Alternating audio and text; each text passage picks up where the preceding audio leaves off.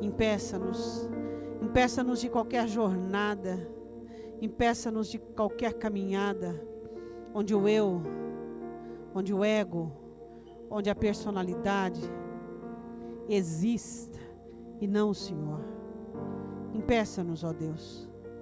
Quebra o nosso orgulho, desfaz a nossa arrogância. Ó Senhor, nós te pedimos, em nome de Jesus. Amém. Abra comigo a sua Bíblia em Jó, capítulo 40. Jó foi um homem muito sábio, e um homem que passou por uma das maiores provações que os seres humanos já passaram. E Jó teve alguns estágios na sua vida, e eu quero falar de um estágio dele, totalmente consciente, totalmente lúcido. Jó capítulo 40, versículo de número 1. Respondeu mais o Senhor a Jó, dizendo: porventura o contender contra o Todo-Poderoso é sabedoria? Quem repreende assim a Deus, responda por isso. Pode assentar-se. Deus fala com Jó, e Jó entende muito bem o recado. Deus olha para Jó e diz assim: quem pode contender com Deus e achar que é mais sábio que Deus, e o Senhor já havia feito uma explanação? Responda por isso. Naquele momento Jó cai em si, e ele desintoxica de todos os seus argumentos. Eu quero dizer uma coisa para você. Nós, como cristãos, achamos que estamos contra Deus apenas quando estamos no pecado. Quando existe uma ação de um adultério, de uma prostituição, de uma avareza, de um orgulho. Mas aquilo que Jesus disse é muito sério. Quem comigo não ajunta, espalha. Ou seja, se não houver progresso de tua parte, você está contra Deus. Se não houver maturidade de tua parte, você está contra Deus. Se não houver crescimento de tua parte, você está contra Deus. Porque o grande projeto do céu é fazer com que seres humanos se tornem maduros espiritualmente, adultos espiritualmente.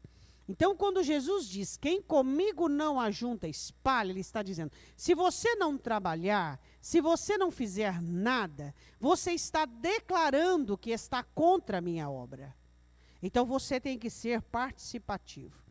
O que aconteceu com Jó foi que ele sofreu perdas terríveis. Ele perdeu os bens, ele perdeu os filhos e ele perdeu a saúde. E a Bíblia diz, e nenhuma dessas coisas pecou Jó. A grande questão de Jó, que Deus diz aí, você leu o texto que o Senhor falou com ele? O Senhor disse assim, você está contendendo contra mim.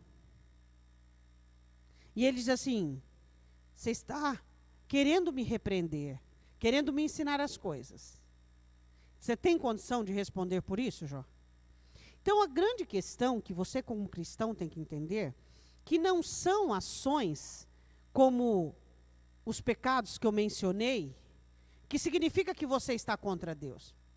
O fato de você ficar firme no seu posicionamento e não abrir a sua ótica para aquilo que Deus tem a ensinar, isso é um relato que você está contra Deus.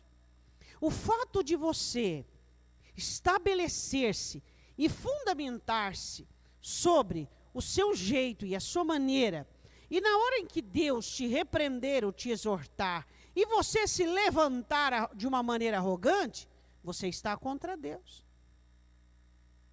Então, estar contra Deus não é só estar no pecado de prática, ou no pecado sexual, ou outro tipo de pecado. O fato de você resistir a Deus é pecado.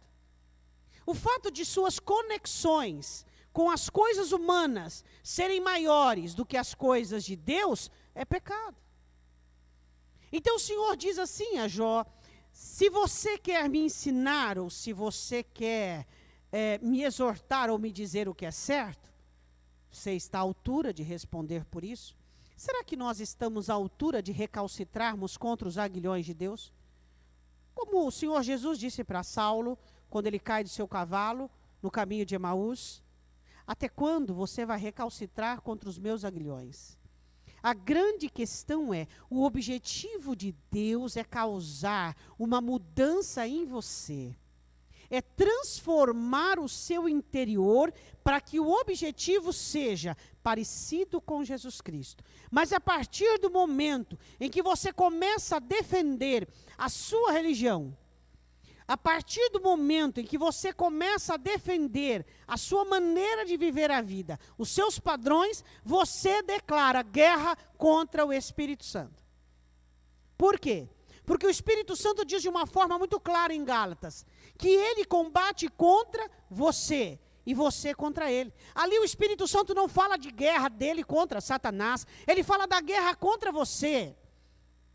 E quando nós começamos a nos defender, nos posicionarmos contra aquilo que Deus quer para nós, não aceitamos mudança. Existem pessoas que têm horror à mudança. Ele cria uma metodologia na sua vida, tão equiparada àquilo que ele consegue, tão equiparada àquilo que ele gosta, cheio de conforto, que ele não aceita mudança. Então ele se comunica com o Senhor Jesus desde que, igual o jovem rico, eu faço tudo o que o Senhor disse. Tudo. Tudo. Tudo dentro da religião. Então Jesus diz: então te falta uma coisa. Vende tudo o que você tem, dê aos pobres e siga-me. Isso eu não posso fazer. O culto seu a Deus não está naquilo que você está fazendo. Está naquilo que você não está fazendo. Aí está a grande solução para a sua vida. O que você faz, você já faz com os pés nas costas. Você já faz com toda a tranquilidade. Aí você se lembra do seu grande amigo Davi. Não darei ao Senhor, o quê? Sacrifícios que não me custem nada. E ele aprendeu isso depois de uma peste. Ele aprendeu isso depois de uma praga. Ele aprendeu isso depois de uma lei consequencial. Ele aprendeu isso. Então a grande questão é, qual foi o equívoco de Jó? O equívoco de Jó é o nosso equívoco. É nos sustentarmos em cima do nosso sistema. Criamos sistemas religiosos, criamos padrões religiosos, criamos o nosso ciclo condicionado religioso e não saímos daquele cubículo. É o que eu posso, é o que eu consigo, é o que dá. E o Senhor tem que me aceitar do jeito que eu sou. E o Senhor tem que... Não, Deus não vai aceitar, nem eu nem você do jeito que somos. Deus vai causar mudança em nós. Deus quer que nós mudemos. Deus quer que haja crescimento. Deus quer que haja transformação. Deus quer que haja mudança e amadurecimento. E para isso, Ele vai tirar-nos do ninho. Como tirou Jó do seu ninho. E Jó faz 7 confissões. E nessas confissões ele declara todo o seu retorno e todo o seu regresso a Deus. As confissões de Jó relatam como ele tinha e de que maneira, naquele momento, ele foi restaurado. Ele aprendeu que religião não salva. Ele aprendeu que comunhão com Deus não é sistema. Ele aprendeu. Primeira confissão de Jó. Capítulo 40, versículo de número 3. Então Jó respondeu ao Senhor, dizendo: eis que sou vil, que te responderia eu? A minha mão ponho à boca. Primeira confissão dele, ele começa a falar de si mesmo. Ele diz: eu sou desprezível. Eu sou desprezível. Para um homem que relatava todos os argumentos imperiosos que tinha. O que será que precisa acontecer conosco para que nós reconheçamos que nós somos carne e a carne é fraca? O que precisa acontecer conosco para que saibamos que se tirar Jesus de nós, só sobra coisas ruins? o que precisa acontecer conosco para que entendamos que todas as bênçãos que usufruímos têm dono. O que aconteceu com Jó fez com que ele entendesse que nada do que ele tinha e nada do que ele usufruía tinha a ver com ele. Tinha a ver com ele, mas era por causa de Deus. Ele dizia, eu sou desprezível. O início da sua conversão a Deus, o início da sua compreensão de quem é Deus, é você entender aquilo que Paulo escreve na sua grande expressão em Romanos capítulo 7, miserável homem que sou, quem me livrará do corpo desta morte? Ao reconhecermos as nossas misérias, e aí você diz assim, mas pastor, eu confesso, mas será que vivemos? Vivemos como miseráveis? Vivemos como desprezíveis? Ou será que a sua imponência... Eu queria que você agora puxasse na sua mente uma visão de você.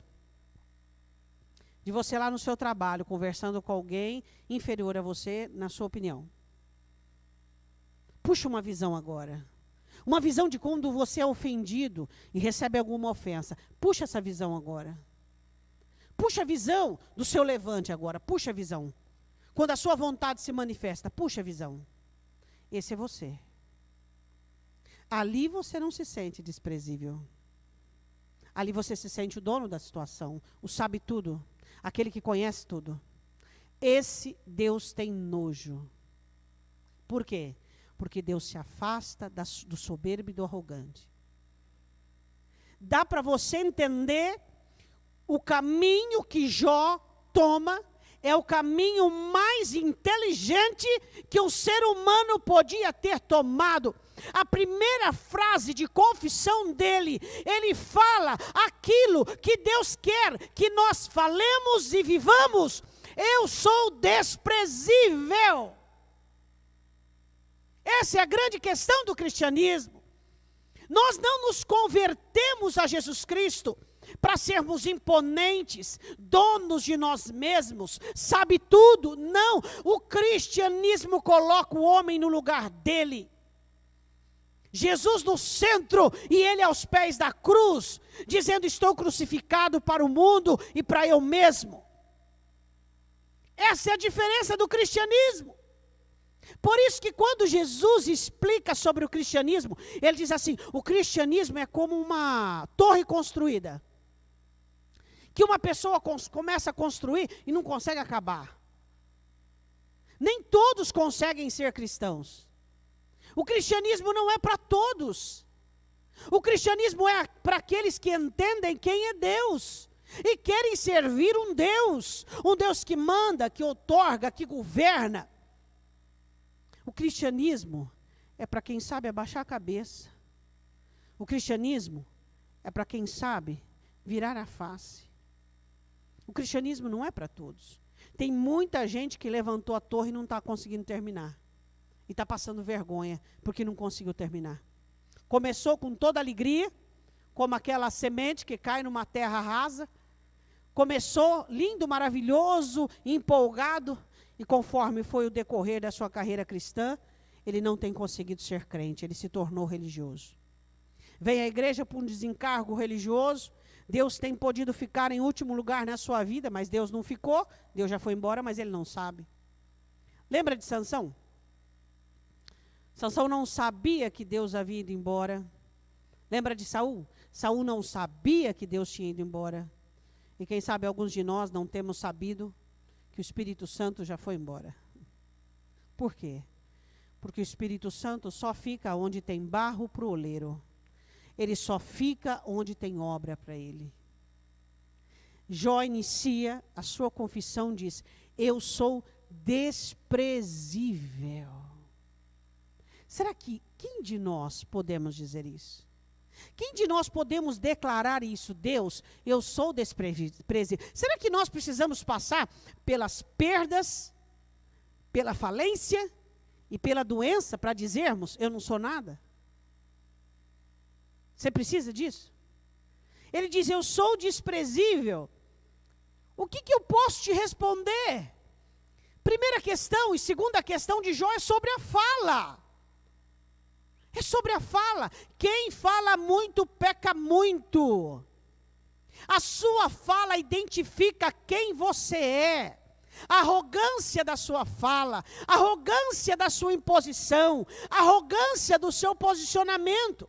E ele diz, o que eu responderia ao Senhor? E ele diz, espera aí, a minha mão eu ponho a boca. Ou seja, se os meus dentes não conseguem segurar a minha língua, eu tapo a boca com a minha mão. Eu quero que você vá comigo, fica aberto aí em Jó 40, vá comigo em Jó capítulo 7. Por que Jó começa a falar sobre servil? 7, versículo de número 11. Eu quero que você faça uma comparação do Jó arrependido e o Jó que entende Deus, que agora vê Deus, e do Jó anterior, que estava sofrendo. Jó capítulo 7, versículo 11. Ele diz o seguinte, por isso, não reprimirei a minha boca, falarei na angústia do meu espírito, eu vou queixar-me sim na amargura da minha alma, pronto. Eu vou falar o que eu quero. Parece a mesma pessoa? Não. Parece a mesma pessoa? Não. Eu não vou reprimir a minha fala, eu falo o que eu quero. Você conhece crente assim? Que fala o que quer e o que pensa? Pois então. E ele diz que é crente. Você acha que realmente, quando você fala o que quer, seja para o seu cônjuge, seja para as pessoas do convívio do seu trabalho, e você fala o que você pensa, você acha que você é crente? Hã? Eu falo o que eu quero, do jeito que eu quero e da maneira que eu quero. E ele diz, eu não vou reprimir. Eu não vou reprimir. Deixa eu dizer uma coisa para você. Jesus só é Senhor da sua vida quando Ele consegue pôr freio em você. Se Ele não põe freio em você, você não diga que Ele é Senhor. Quando Ele manda no que você fala, quando Ele manda no que você pensa, quando Ele manda no que você sente, Ele é Senhor da sua vida. Do contrário, Ele nem é um Senhor. Você simpatiza com Ele. Você precisa dEle. E Ele diz assim no versículo de número 11, não reprimirei a minha boca. Eu vou falar da angústia do meu espírito. Pessoas que são viciadas em reclamações e murmuração. Quando é que a murmuração fez algo de bom para você? Quando é que a murmuração deu algo bom para a sua vida? Quando é que reclamar leva alguém a algum lugar? Nunca. Quanto mais você reclamar da situação, mais você vai afundar nela e mais ela vai piorar. Ele diz, eu vou falar da minha angústia. Resolve você falar dos seus problemas, resolve você reclamar daquilo que está ruim. E ele continua dizendo sobre a fala, capítulo 13, versículo de número 1, ele diz o seguinte, eis que tudo isto viram os meus olhos, e os meus ouvidos o ouviram e entenderam. Como vós o sabeis, também eu o sei, não vos sou inferior. Mas eu falarei ao Todo-Poderoso e quero defender-me perante Deus. Parece a mesma pessoa? Sou desprezível? Ponho a mão à minha boca? Ele disse assim, eu quero me defender diante de Deus. Eu vou me defender diante dele. Não tem pessoas que elas usam esse tipo de argumento, de oração e de posicionamento? Hã? Às vezes você já encontrou pessoas e você já até fez isso, não de uma forma muito clara e evidente, mas de uma maneira meia encoberta. Hã? Por exemplo, quando você fica desanimado espiritualmente. Por que você ficou desanimado espiritualmente? Por que você esfriou espiritualmente? Você lembra da igreja que Jesus diz, você está fria? Eu vomitar-te-ei. Você está morna, eu vomitar-te-ei da minha boca? Por quê? Porque era uma igreja que achava que estava tudo bem com ela, era uma igreja que estava totalmente abençoada, era uma igreja que achava que não precisava de intimidade com Jesus Cristo. A grande questão é, por que vem a mornidão espiritual? Hã? Porque a sua alma acha que não precisa mais de Deus. Não acredito nisso, pode acreditar que é verdade. Todo crente que esfria espiritualmente, ele começa a fazer uso das bênçãos, ele usufrui de tudo que Deus dá. Vida, ar, oxigênio, saúde, família, trabalho e vira as costas para Deus. Por quê? Porque ele está abençoado, por que ele vai precisar de Deus? Me contradiz, mas usando a Escritura, tá? Não fala o que você pensa, usa a Escritura para me contradizer. Todo crente que esfria espiritualmente é porque ficou embriagado com as boas coisas e esqueceu-se de Deus. Todo crente. Eu me esfriei espiritualmente, eu estou morno, eu estou frio. Por quê?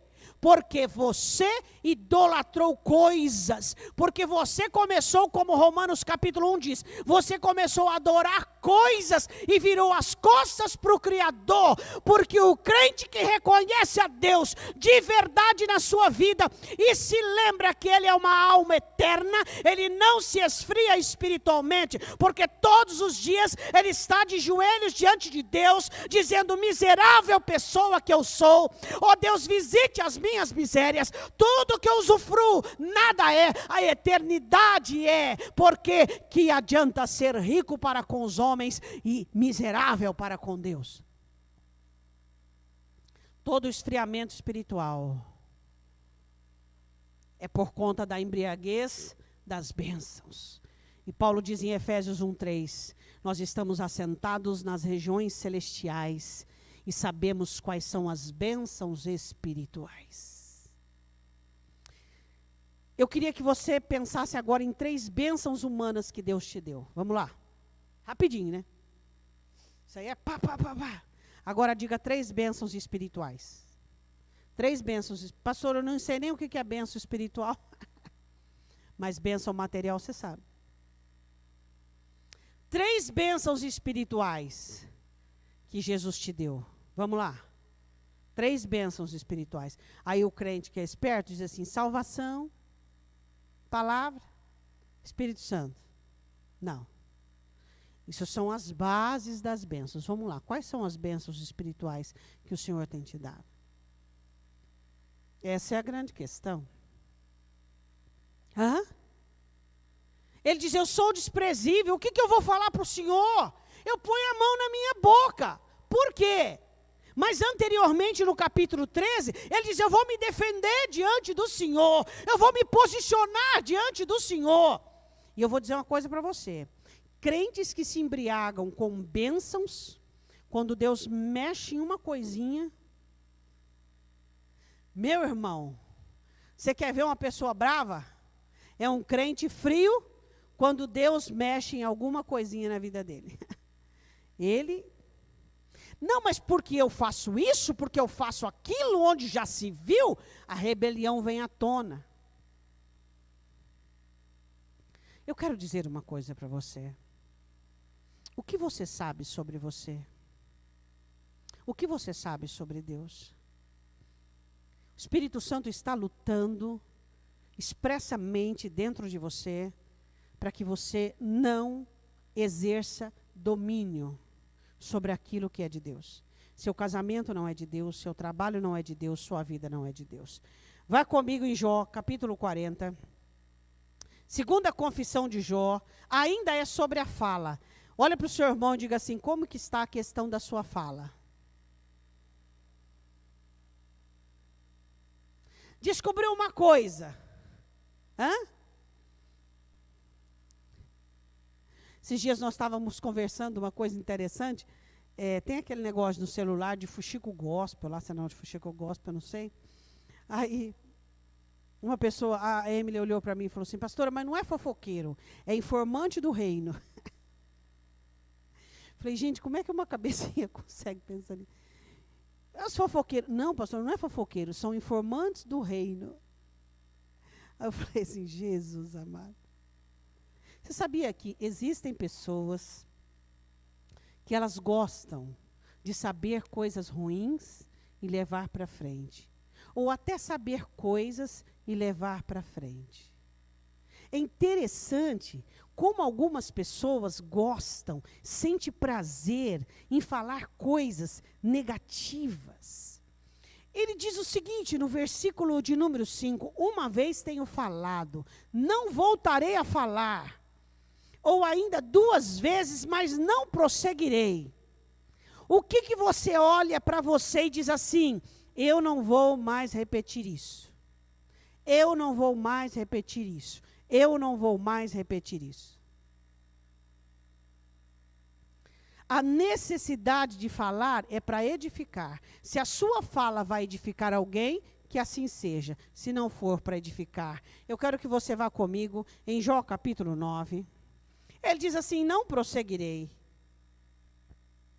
Ele reconhece o excesso da fala e ele diz: eu não vou prosseguir. Jó 9, 1. Então Jó respondeu dizendo: na verdade, sei que assim é.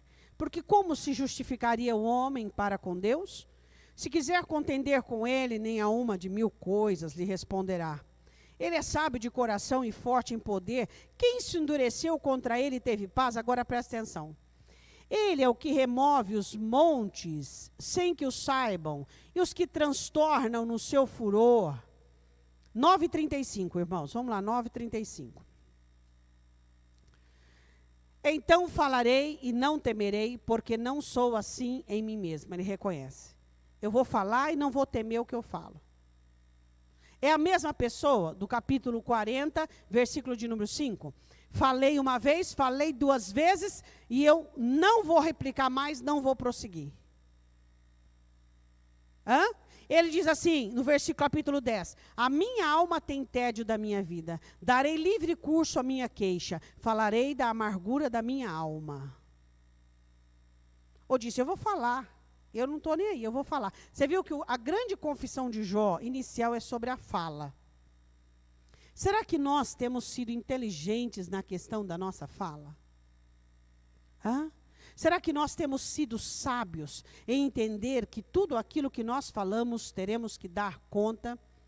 Terceiro, Jó 42, terceira confissão, Jó 42, versículo de número 1 e 2. Então respondeu Jó ao Senhor dizendo: bem sei que tudo podes e que nenhum dos teus propósitos pode ser impedido. Nenhum ser humano na face da terra, nenhum espírito maligno, nenhum demônio pode impedir a ação de Deus. Deus é Deus absoluto. Não tem demônios que possam impedir a ação de Deus. Não existe. Quando você diz e ouve alguém dizendo o seguinte, mas é mais forte que eu, é porque o diabo, é porque isso e aquilo. Não existe ação maligna que seja mais forte do que a ação de Deus. Não existe. Deus tem os seus propósitos e nenhum deles pode ser impedido. Não há. Se Deus tem um propósito, aquele propósito será feito. Às vezes você diz assim, mas pastor, eu já vi coisas que tinham tudo para acontecer, mas não aconteceu. Mas era propósito de Deus? Às vezes era propósito humano. Porque os propósitos de Deus não podem ser impedidos. Às vezes você olha alguém dizer, porque Deus não fez, porque o diabo... Não. Você tem que ver se é propósito de Deus. Deus queria Saulo para transformar ele em Paulo. Deus queria Jonas em Nínive. Tudo que Deus quer, ele faz. Não existe nada que Deus não queira que ele não faça. A grande questão é que nós achamos que tudo aquilo que nós queremos, Deus quer também. E não é assim que funciona. Então, quando Jó disse, nenhum dos teus propósitos pode ser impedido, do que ele estava falando? Diga ao seu irmão do que ele estava falando. Do que Jó estava falando? Pastor, ele estava falando sobre a restauração dele. Pode ser, mas principalmente o que ele estava falando? Jó 29, vamos lá comigo. Tudo que Deus quer, ele faz. Tudo. Não tem nada que Deus não queira que ele não faz. Olha como Jó disse como ele era. Jó capítulo 29, versículo de número 1. Ele diz o seguinte...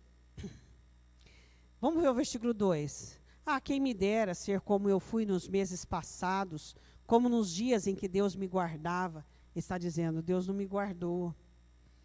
Quando fazia resplandecer a sua lâmpada sobre a minha cabeça, quando eu pela sua luz caminhava pelas trevas, como fui nos dias da minha mocidade, quando o segredo de Deus estava sobre a minha tenda, quando o Todo-Poderoso ainda estava comigo e os meus filhos em redor de mim, quando lavava os meus passos na manteiga e na rocha me corriam ribeiros de azeite, quando eu saía para a porta da cidade, na rua fazia preparar a minha cadeira, os moços me viam e se escondiam, até os idosos se levantavam e se punham de pé. Os príncipes continham as suas palavras e punham a mão sobre a sua boca. A voz dos nobres se calavam e a sua língua apegava-se ao seu paladar. Agora vê comigo o versículo de número 18.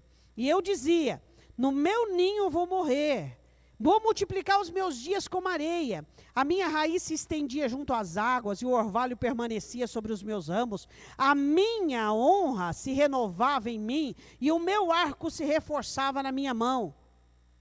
Ele fala no passado. Tudo aquilo que Deus... Você já parou para pensar que existem coisas na sua vida que são tidas como bem ruins e que você sabe que foi a vontade de Deus? Quantas coisas já aconteceram com alguns de nós, que foram bem ruins, e você tem certeza que foi a vontade de Deus? Certeza, sem dúvida alguma. Qual é a sua reação? Somos filhos de Deus apenas para receber boas coisas? Somos filhos de Deus apenas para receber as nossas bênçãos? Ou somos filhos de Deus para o não? Porque se o sim é de Deus, o não também. A grande pergunta desta manhã é: que tipo de filho você é? Você já foi provado com o não? Não. E era aquilo que era imprescindível à sua vida, era aquilo que era uma questão de vida, de esperança e de sonhos. Deus já disse não para você. E era tudo que você mais queria e você mais precisava naquele momento. Deus já disse não para você. E aí, como é que você reagiu? Como é que você agiu diante do não de Deus? Você se levantou, você questionou, você se tornou arrogante e você cobrou Deus, ou você abaixou a sua cabeça e a sua amargura azedava dentro do seu peito? E aquilo borbulhava dentro do seu coração, e você passou um dia e 2 dias, e aquela amargura e aquele ressentimento estava contaminando você, até que como um odre você explode diante de Deus, colocando diante do Senhor toda a sua angústia, toda a sua tristeza, mas você não aceitou a rebelião, você não aceitou a arrogância, você não aceitou o motim. Isso é ser filho de Deus. É quando você entende que Deus faz tudo o que Ele quer e da maneira que Ele quer.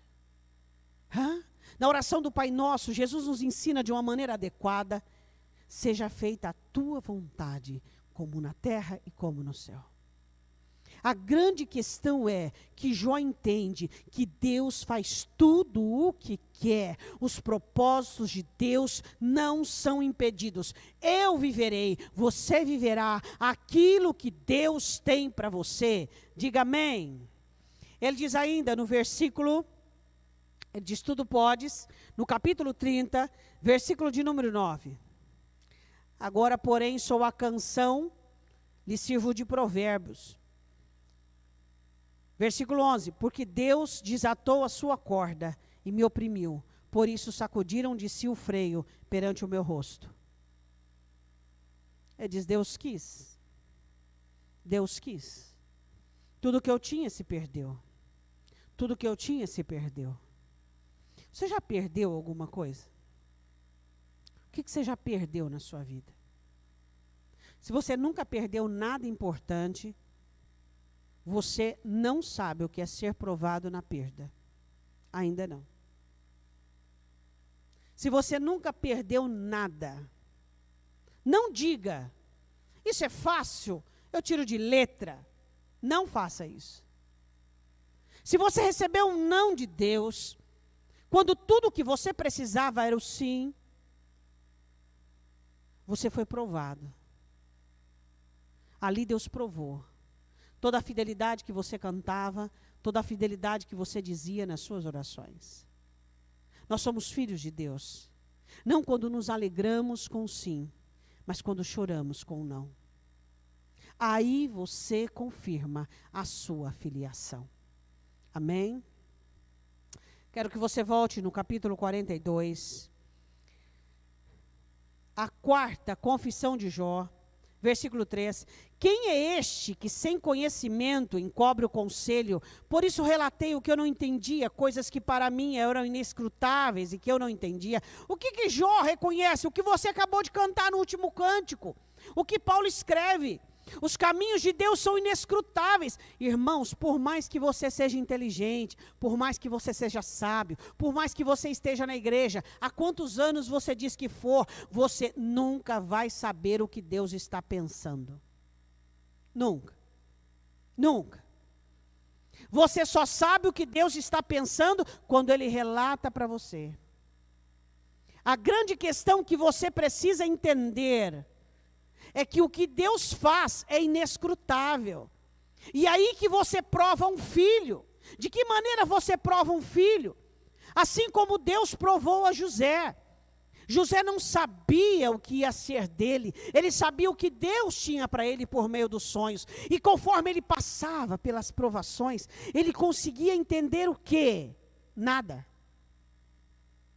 Ou você acha que José pensava o seguinte, olha, eu estou aqui na casa de... a mulher dele está me tentando, porque... Não, ele não entendia nada. Mas a grande questão de José era o coração. O coração dele aceitava as coisas que Deus tinha para ele. O caminho que Deus tinha para ele. Quantos de nós estamos perdidos no sentido da nossa vida? Quantos de nós não sabemos para onde vamos? Por quê? Porque não entendemos que o caminho de Deus é perfeito e as ações dele são inescrutáveis. Eu não entendo, você não entende, ninguém entende, nós aceitamos. E ele diz assim, eu falei do que eu não sabia. Quantas coisas você vai descobrir na eternidade? Quantas coisas? Inúmeras. Mas então agora, enquanto você não sabe, cala-te. Não sei.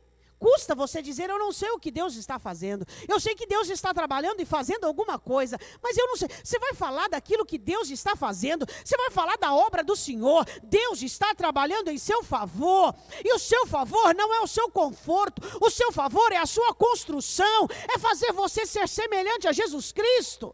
Esse é o seu favor. E você não entende como Deus trabalha. E eu não entendo como Deus trabalha. E a grande questão é nós confiarmos nele. Interessante que quando você vai fazer uma cirurgia, você confia no médico e ele te dá anestesia, e ele te abre, e você confia que ele sabe o que está fazendo. E quando estamos na mão de Deus, ficamos questionando, indagando, e querendo saber, e querendo saber, e querendo saber. E esse querendo saber é nervosismo, é arrogância, e é descontrole. Eu vou ler de novo o texto. Ele diz assim, sem conhecimento encobre o conselho, por isso relatei o que eu não entendia. Coisas para mim que eram inescrutáveis, eu falei besteira. Quero que você vá comigo no capítulo 12 de Jó. Eu falei besteira, eu falei do que eu não sabia. Uma coisa interessante que nós temos um hábito muito ruim de fazer, é nós falarmos daquilo que não sabemos e não entendemos. Deixa eu perguntar, de 0 a 10, qual a sua necessidade que você tem de dar conclusão às coisas? De julgar as coisas. Isso é isso, isso é isso, isso é isso. Você tem que gerar conclusão interna. Eu sou assim, preciso mudar. Agora, o lado de fora tem dono. Qual a necessidade que você tem de dar sua opinião? A sua opinião muda alguma coisa? Hã? Ah, pastora, mas eu quero ser uma pessoa revolucionária, eu quero ser uma pessoa participante, eu quero ser uma pessoa ativa. Então, seja participante, revolucionário, ativo dentro de você, onde é que o Espírito Santo está trabalhando para consertar, para transformar. Agora a vida dos outros, deixa os outros cuidar. Cada um cuida da sua. Cada um cuida. Você faz o que você bem entende. Eu não é. Você não faz o que dá na sua cabeça, agora o que eu tenho a ver com isso? Eu não tenho nada a ver com isso. Nada. nada a ver com isso. E eu não vou sofrer por isso. E eu não vou ficar entediada por isso. E não vou dirigir a minha vida por isso. A minha vida e a sua vida tem um guia que se chama Jesus Cristo. E ele diz, não olhe para a direita nem para a esquerda. A hora que você parar, você fala assim, a minha vida não progride, eu não vou para frente. Para de olhar para a vida dos outros, você vai ver o progresso que você vai alcançar. Ele diz, eu falei do que eu não entendi, eu falei do que eu não sabia. Jó capítulo 12, versículo de número 6. As tendas dos assoladores têm descanso. Ele estava falando, o ímpio descansa e eu estou perturbado. E os que provam a Deus estão seguros, nas suas mãos Deus lhe põe tudo. Você já viu o crente falar isso? Eu sirvo a Deus, mas olha aquele ímpio lá, ó. Ele adultera. Quem é que já viu um crente falar isso? E eu acredito que até alguns de vocês já fizeram isso. Ah lá, fulano adultera, cobiça, prostitui, e Deus prospera ele, Deus abençoa ele. Jó caiu na mesma. Sabe o que Salomão escreve? O juízo não é breve a algumas pessoas, para que elas possam encher a taça. Agora, o que eu tenho a ver com isso? O crente que fala assim, ó, fulano adultera e é abençoado, o que ele está falando? Eu quero adulterar também. Por quê? Porque você não tem nada a ver com isso. Ele diz ainda assim, versículo 16. Com ele está a força, a sabedoria, seu é o que erra, o que faz errar. Aos conselheiros leva despojados e aos juízes faz desvairar. Solta a autoridade dos reis, ele não entendia isso. E ata o cinto dos seus lombos. Aos sacerdotes leva despojados e aos poderosos transtorna. Aos acreditados tira a fala e tira o entendimento dos anciãos. Derrama desprezo sobre os príncipes e afrouxa o cinto dos fortes. Das trevas descobre coisas profundas e traz à luz a sombra da morte. Você entende isso? Por que Deus faz isso? Por que Deus desonra o príncipe, empobrece? Por que Deus faz o que ele faz aos sacerdotes, aos juízes? Por que Deus permite que juízes erram no juízo? Diz para mim. Por quê? Por que... Você leu isso aí? Você viu o que ele diz? Ele diz das coisas que estão erradas no mundo. Erradas? Por que erradas? Eu só não entendo, mas não é que estão erradas. Não é que estão erradas. Mas o porquê que Deus tirou essa pessoa? O porquê que Deus levou ela e não levou essa? O que você tem a ver com os dias de uma pessoa? Vamos lá, ó. Os juízes faz desvairar, versículo de número 17. Por que Deus permite injustiça na terra? Por quê? Você acha que tudo que acontece na terra é corretíssimo e é certíssimo? Não. Por que Deus permite que o juiz erra? Por quê? Porque ele é Deus, ele manda, ele faz o que ele quer, do jeito que ele quer e quando ele quer. Acabou. Não tem porquê. Não tem porquê. Essa é a grande questão da submissão e da filiação. Você falar coisas que não são da sua alçada.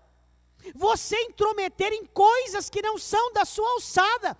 O porquê que Deus ainda não mudou aquela pessoa? Porque Deus não quis, é assunto dele. Deus vai mudar, não sei. Não sei. E você também não sabe. E eu não tenho que saber tudo, e você não tem que saber tudo. Isso prejudica você. Quando você fica interessado nas coisas que Deus está fazendo de uma forma negativa, isso leva você para trás. Por quê? Porque você deixa o seu assunto, você deixa de crescer e fica intrometendo. Quando é que Deus vai converter essa pessoa que você está orando por ela? Não sei, nem você sabe. Agora, a grande questão, Deus vai converter essa pessoa? Não sei e nem é garantido, você também não sabe. Só que o teu papel o que é? É orar, pronto. E aí? Deus vai converter porque você está orando? Eu não sei, você não sabe. O apóstolo Paulo fala sobre isso. Ó, mulher, tu sabe se o seu marido vai se converter?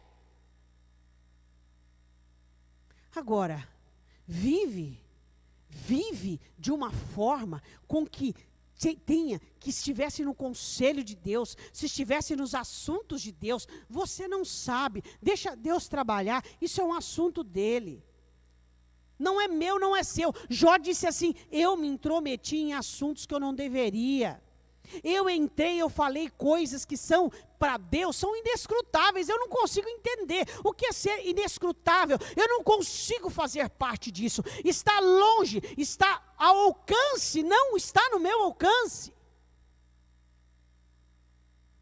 Diga para o seu irmão, fica no teu quadrado. Fica no teu canto. Meu canto é uma bênção. Meu quadrado é uma bênção. Seu quadrado é uma bênção.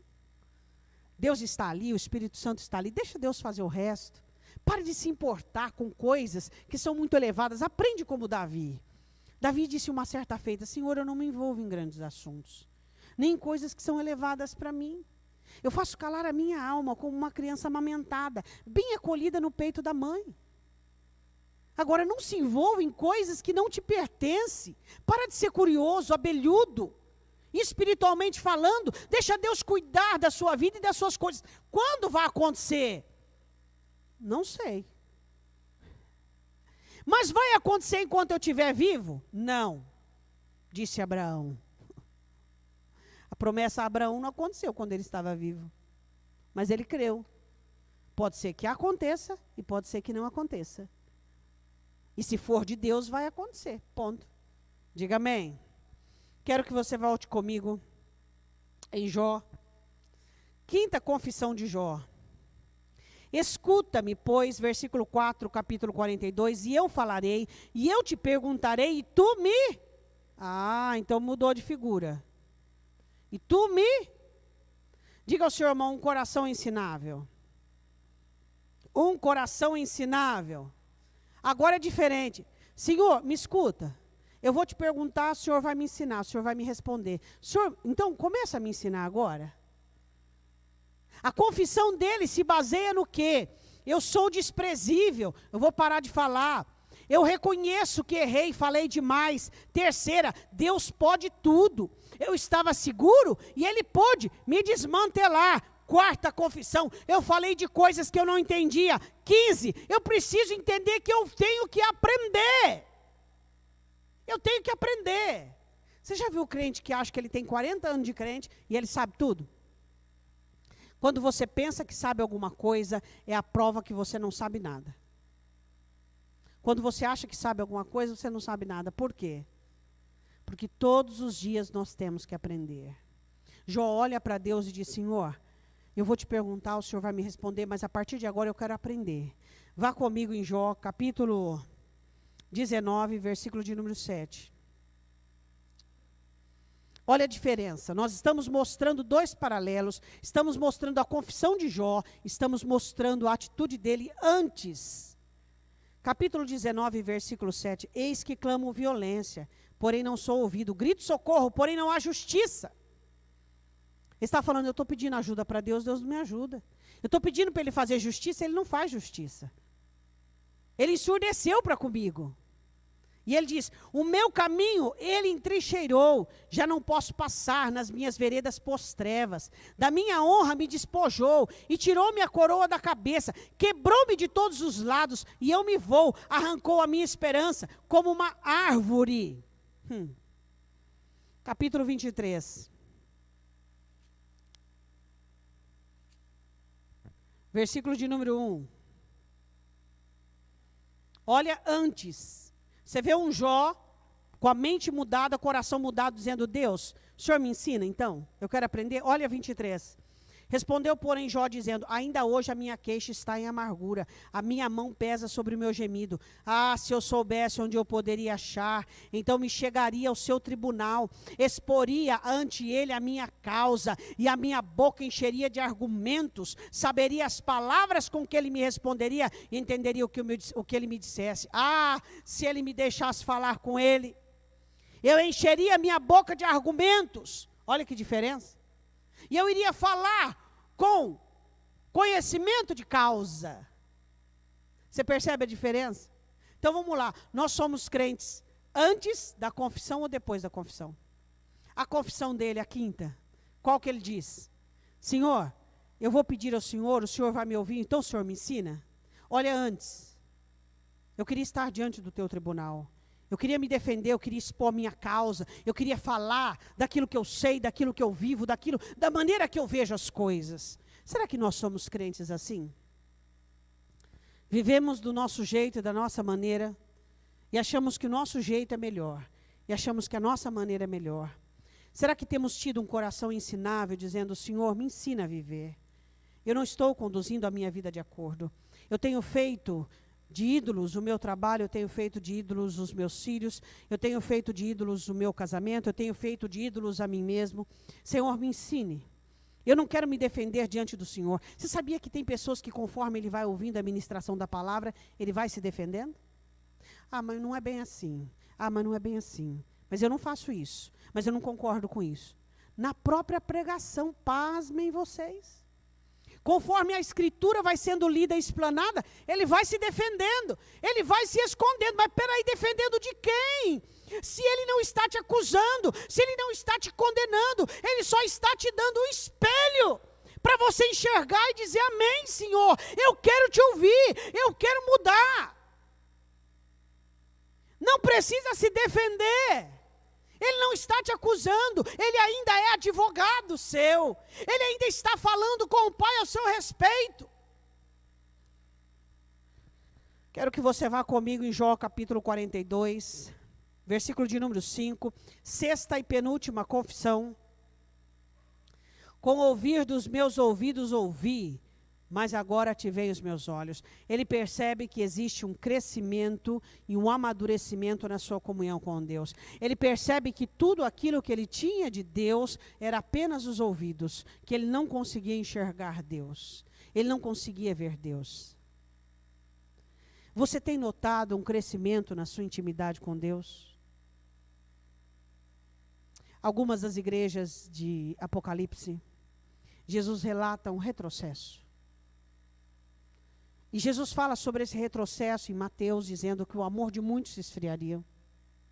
O retrocesso é iminente e ativo no meio dos crentes. A maioria dos crentes não tem progredido espiritualmente, ao contrário, eles têm regredido. Você não pode olhar para você e perceber que o ápice da sua vida espiritual foi. Se você disser que o ápice espiritual foi, você regrediu. O ápice espiritual seu tem que ser agora, tem que ser Você tem que estar vivendo um momento de maior quebrantamento, de maior contrição, de maior dependência, de maior aprendizado, de maior mudança. Isso significa que o Espírito Santo está trabalhando. Se você olhar para você e você dizer, a minha vida espiritual já foi melhor do que agora, você está dizendo que o Espírito Santo foi resistido por você. Você resistiu ao Espírito Santo, porque o propósito do Espírito Santo é o seu progresso espiritual, é te aproximar de Deus, é te levar à eternidade. Então, se a sua vida espiritual ela está menor do que antes, você resistiu ao Espírito Santo. E não condicione vida espiritual com postura, com cargo, com posicionamento. Isso aí não tem nada a ver. Não tem nada a ver. Entende? Nada a ver. Sua vida espiritual é medida pelo quê? Pela sua sujeição a Deus. É medida pela sua comunhão ao Espírito Santo. Por saber quem é Deus na sua vida.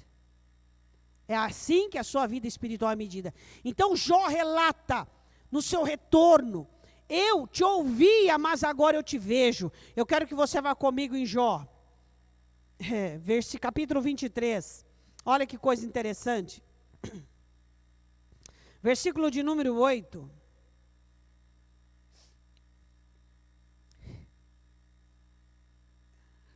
Deixa eu perguntar uma coisa para você. De 0 a 10, qual é, como que eu poderia explicar para você?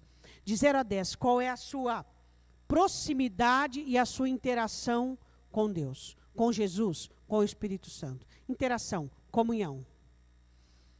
Ele tem que falar 1, 2, 10 e 15 para você ouvir. Ele faz, move, você passa de largo, não percebe. Ele derruba um outdoor sobre a sua cabeça, e mesmo assim você não percebe. A grande questão é a sua sensibilidade para interpretar. Agora deixa eu falar uma coisa para você. Você é inteligente no seu trabalho e você faz coisas. Agora eu vou te dizer uma coisa. O que adianta você ser tão expert em algumas coisas e não ser inteligente para ouvir Deus e nem para identificar o que Ele está falando com você?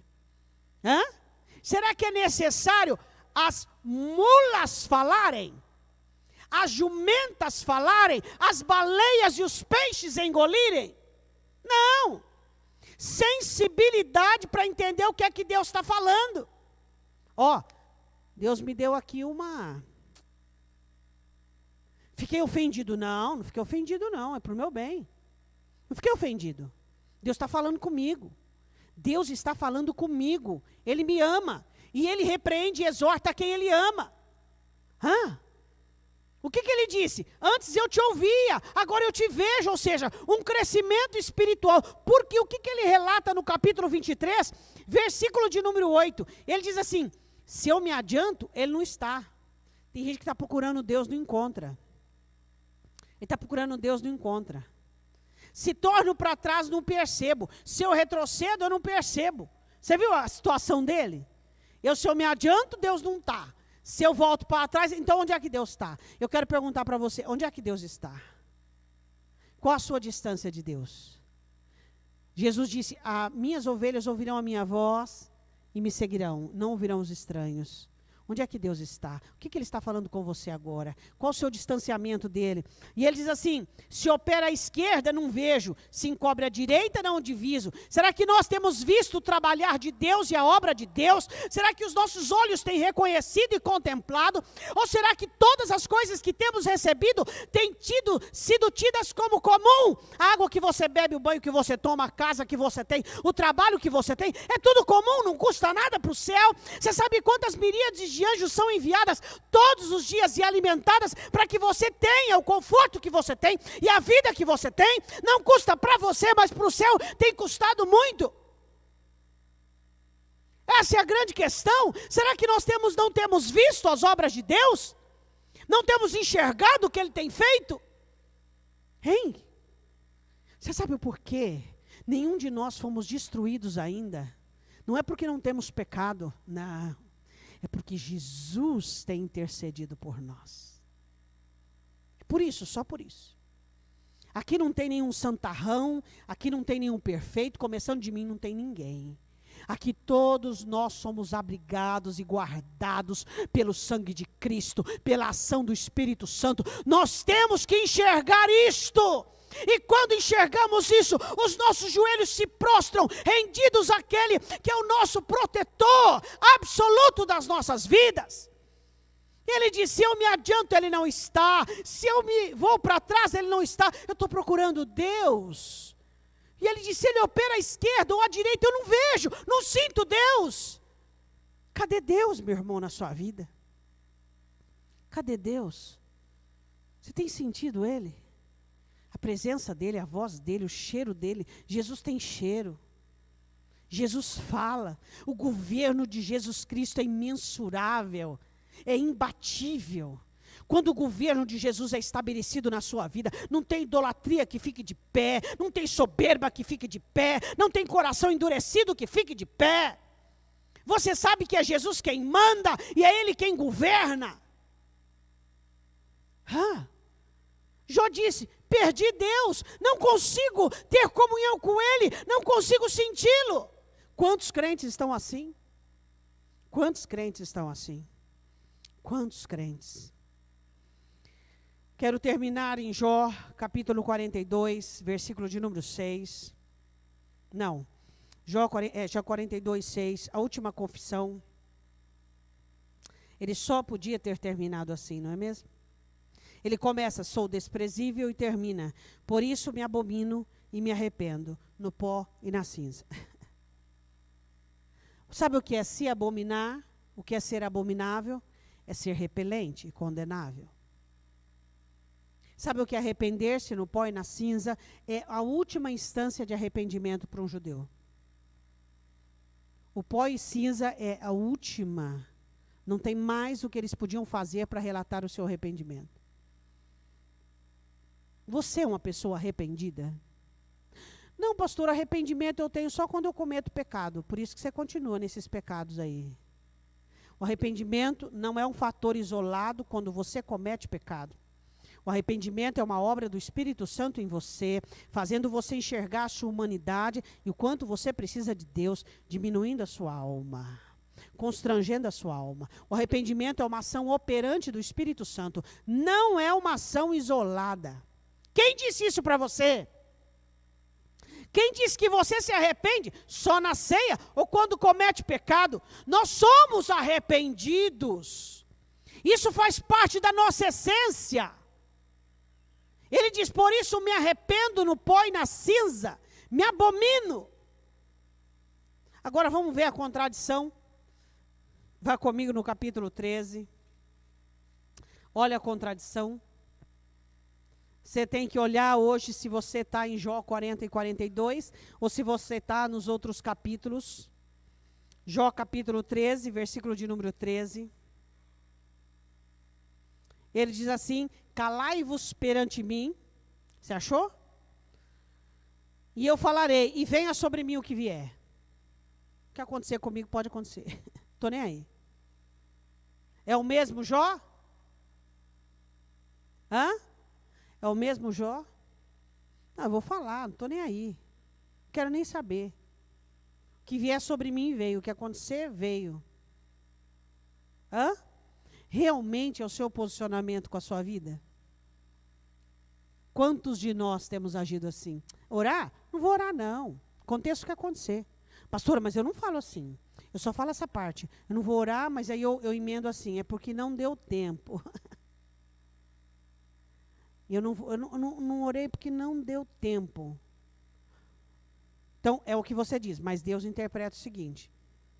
Eu não vou orar, aconteça o que acontecer. Vem o que vier, eu dou conta. Estou nem aí. Estou nem aí. Não quero nem saber. Versículo de número 14. Por que razão tomarei eu a minha carne com os meus dentes e porei a minha vida na minha mão, ainda que ele me mate? Nele esperarei, contudo os meus caminhos defenderei diante dele. É o mesmo Jó, dizendo eu vou defender diante do Senhor? Porém o hipócrita não virá perante ele. Versículo de número 23. Quantas culpas e pecados tenho eu? Notifica-me a minha transgressão e o meu pecado. Diz para mim, no que eu pequei? É o mesmo Jó? Vê lá no capítulo 42, versículo de número 6. Me arrependo, me abomino. Eu pequei? Então fala para mim no que eu pequei. Vamos lá, fala para mim. Qual a razão disso tudo? O que você vê nessa mensagem, nessa explicação? Você vê um ser humano que cresce, amadurece por meio do sofrimento. E ele consegue entender que o seu posicionamento elevado, humano, era pecado, era prejudicial, não deveria ter existido. O seu posicionamento pessoal e emocional com respeito à vida tem sido uma agressão aos olhos de Deus.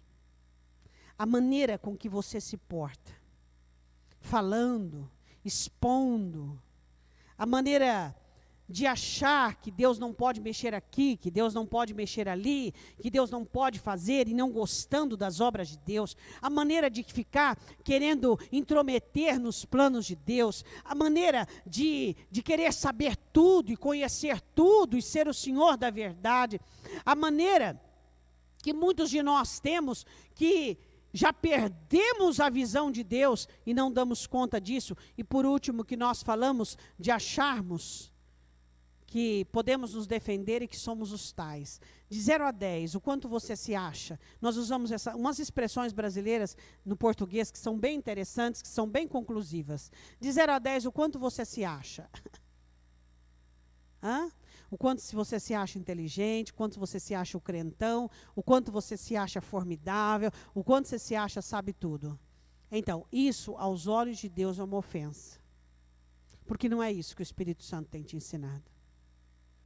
A grande questão, irmãos, que nós temos que entender é que pecado não é só adulterar, roubar, prostituir. Pecado é quando você não está junto com Deus na grande obra chamada imagem e semelhança de Jesus Cristo dentro de você. Eu gostaria que você fechasse os seus olhos. Eu queria que nessa manhã você ponderasse sobre o que Deus falou contigo. Se você quiser dobrar os seus joelhos, dobre os seus joelhos. Fale com Deus. Fale com o Senhor.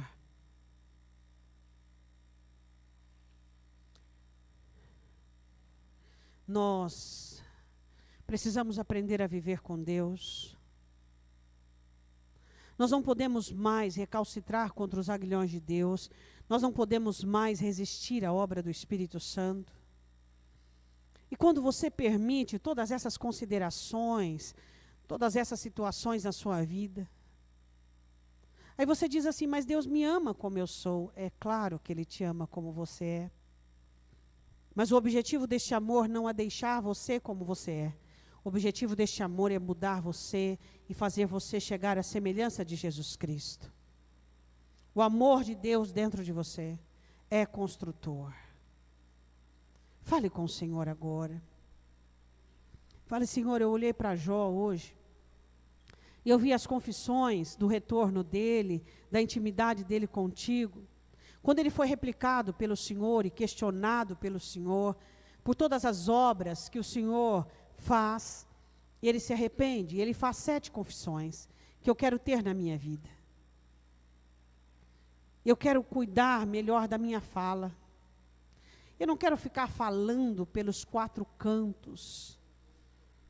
Eu não quero cuidar do meu complexo de inferioridade, achando que eu tenho todas as informações.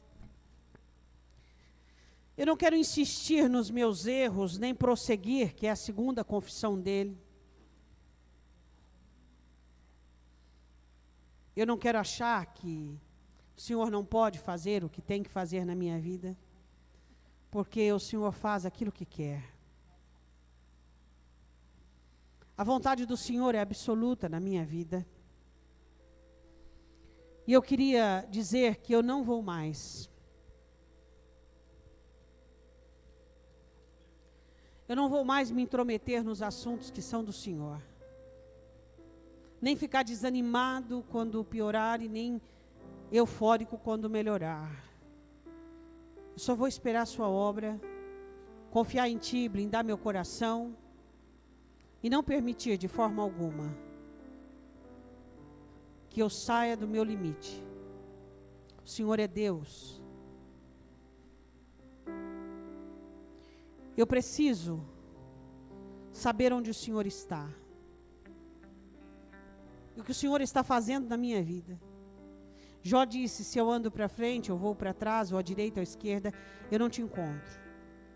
Se você perdeu Deus, eu queria que nesta manhã você dissesse para Ele, Senhor, eu quero voltar. Eu quero voltar, eu quero te ver na minha vida. Eu quero te reconhecer nos meus dias. Eu quero conversar contigo, eu quero ouvir a tua voz. Nós estamos vivendo dias muito próximos do arrebatamento. E não é tempo de dúvidas, não é tempo de questionamento, não é tempo de fazer de conta. Quem sabe você vem à igreja e o que é mais importante para você são seus amigos. Quem sabe você vem à igreja, o que é mais importante para você é o seu cargo. Eu quero dizer para você, você está totalmente errado. Você desviou-se. Você está desviado. Porque o que te faz vir à igreja é adorar e buscar a face dele. É daqui ser levado para o céu. Este é o objetivo.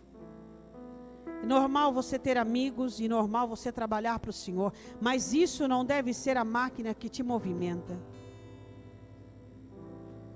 Você precisa vir aos cultos para cultuar ao Senhor.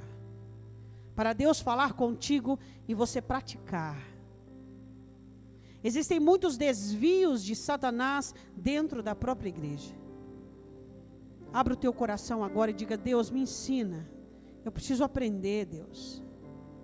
Eu preciso aprender. Eu quero me arrepender nessa manhã. Eu quero me arrepender. Eu quero ter um arrependimento que seja aprazível aos seus olhos. Fale com o Senhor. Fale com Deus.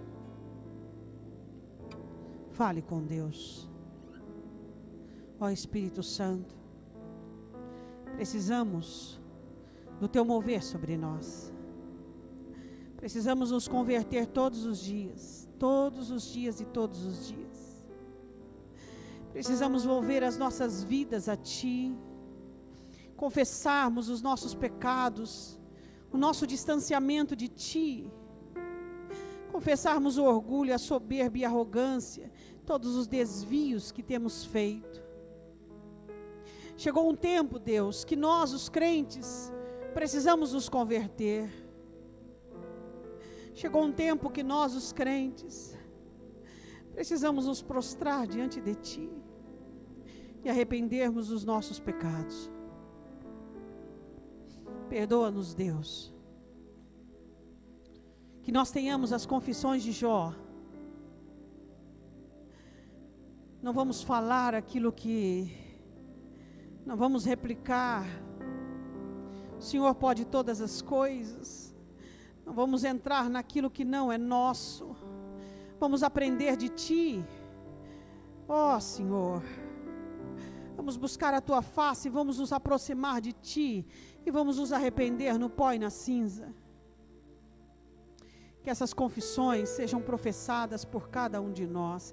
Eu gostaria que você se levantasse. Nós vamos cantar uma canção. Não. Você não terá filhos fiéis. Não. Você não terá a prosperidade que alguns têm. Não. Eu gostaria que você olhasse para a sua alma. Se ela consegue se submeter a isso.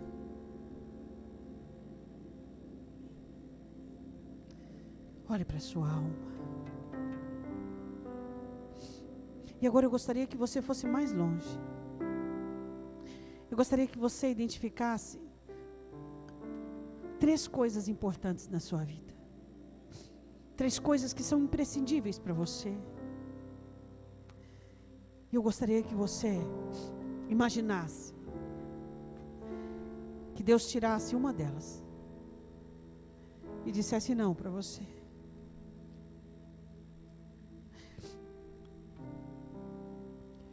Qual seria a sua reação? 3 coisas. E se uma delas, Deus dissesse chega, não, você não terá mais. Você tem medo disso? Não tenha medo. Todos os nãos de Deus são propositais e têm objetivo de amadurecimento e crescimento. Então eu quero dizer uma coisa para você.